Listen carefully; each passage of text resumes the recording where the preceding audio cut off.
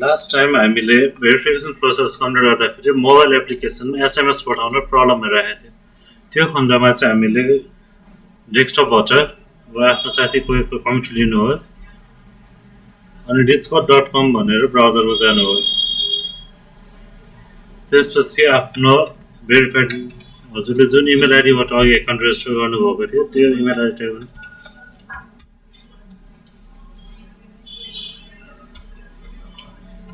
र आफ्नो password type गर्नुहोस्।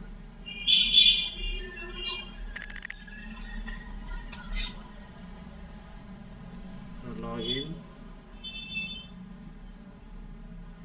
योभन्दा अगाडिको भिडियोमा मैले इन्भाइट लिङ्कमा क्लिक गरेर मोबाइलबाट क्वाड सर्भरभित्र आइसकेको छु। मेरोमा भेरिफिकेसन प्रोसेस बाँकी भनेर देखाइरहेको थियो। सो त्यसले गर्दा म यहाँ क्वाड आफ्नो सर्भरभित्र आएँ र भेरिफाई फोनमा क्लिक गर्छु। त्यसपछि यहाँ बटन नम्बर चेन्ज गर्यो नेपाल अनि अब आफ्नो मोबाइल नम्बर इन्सर्ट गर्नुहोस्।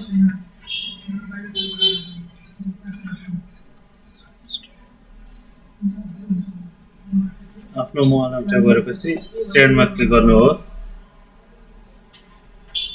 क्याप्चा भेरिफिकेसन कम्प्लिट गर्नुहोस्।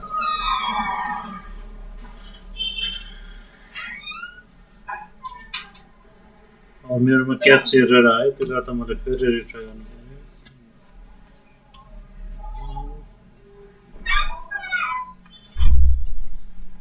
9 8 2 3 4 6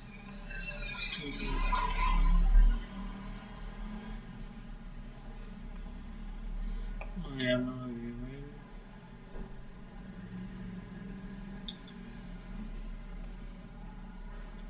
Your number comes in. Let's check another number.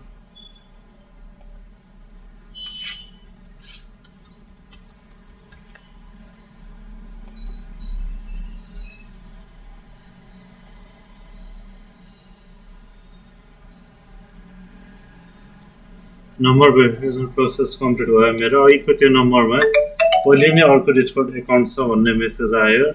So मैले अर्को नम्बर युज गरेँ। अब नम्बर पाउनुभएको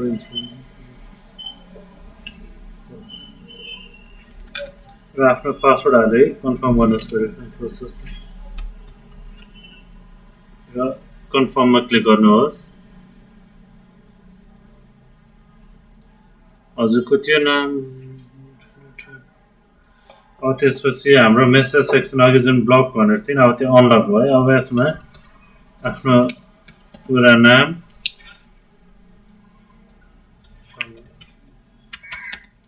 इमेल भनेर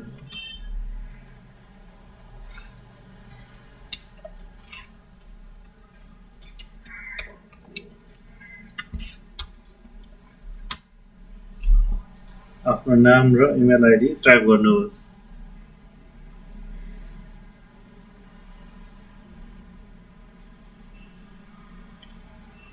हजुरको नाम व्हाइट अक्षरमा छ भनेपछि हजुरको अहिले भेरिफाई भइसकेको छैन। सपोर्ट टिमले के टाइममा हेरेपछि हजुरलाई भेरिफाई गरिदिनेछन्। हजुरको भेरिफाई भइसकेपछि चाहिँ हजुरको नामको कलर चेन्ज हुनेछ हजुरको रोल अनुसार।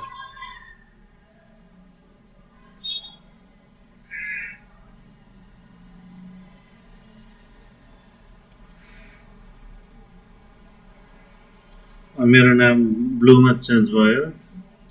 अघिसम्म मेरोमा अरू कुनै पनि सेक्सन भिजिबल थिएन भने अब सबै सेक्सन मेरोमा भिजिबल भयो, जस्तो कि introduction, notice, support channel, rules and regulations. Rules and regulation पेजमा चाहिँ हाम्रो सबै इन्स्ट्रक्सन्सहरू दिइएको छ।